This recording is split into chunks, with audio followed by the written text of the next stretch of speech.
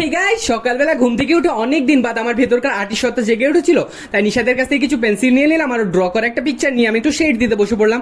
তখনই আমাকে নিশাদ বললো, তোর দ্বারা ছবি আঁকা হবে না, তুই আমাকে দিয়ে দে, না হলে স্যার যদি জানতে পারে আমাকে অনেক বেশি বকা দেবে। এটা শুনে আমি বাইরে চলে এলাম। বাইরে এসে দেখলাম আম্মু ভেন্ডি বানিয়েছে, কিন্তু আমি তো সেটা খাবো না। আলু ভাজা ডিম ভাজা দিয়ে রুটি খেয়ে এখানে দাঁড়িয়ে দাঁড়িয়ে পাকান খেতে খেতে ওর পিকচার ড্র করা দেখছিলাম। তারপরে নিচে এসে বাইকটা বার করতে আহিল আর আবি দুজনে দেখো ওঠার জন্য লাফালাফি করছিল। তো ওদের দুজনকে নামিয়ে দিয়ে আমি এখানে যেহেতু কাজ করছিল মিস্ত্রিরা, তো একটু দেখতে লাগলাম। আর দেখো সবকিছু ভাঙা তো প্রায় হয়ে গেছে আর সবাই এদিক ওদিকে রেখে যাচ্ছে। তারপরে বাইরে বেরোতে আব্বু আমাকে কল দিয়ে বললো যে স্কুলের চাবি আনতে ভুলে গিয়েছি, তো দিয়ে যা।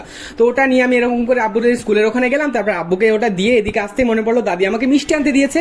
তাই চলে গেলাম একটা মিষ্টির দোকানে, ওখানে গিয়ে দাদির জন্য মিষ্টি প্যাক করে নিলাম। তারপরে সেটাকে বাড়ি দিয়ে আসতে ভাইবো বললো যে আমিও মিষ্টি খেতে যাবো। তো আমরা দুজন মিলে একসঙ্গে চলে গেলাম একটা মিষ্টির দোকানে, ওখানে গিয়ে দই খেয়ে বাড়ি চলে এলাম। বাড়ি এসে গোসল করে চুলটাকে শোকাতে শোকাতে ভাবলাম যে আম্মুর দুপুরে কি বানিয়েছে দেখে আসি। তো দেখলাম আজকে আম্মুর চিকেন বানিয়েছে। তো আমি চিকেন দিয়ে লাঞ্চ করি। তোমরা ভিডিওর জন্য চ্যানেল সাবস্ক্রাইব করো।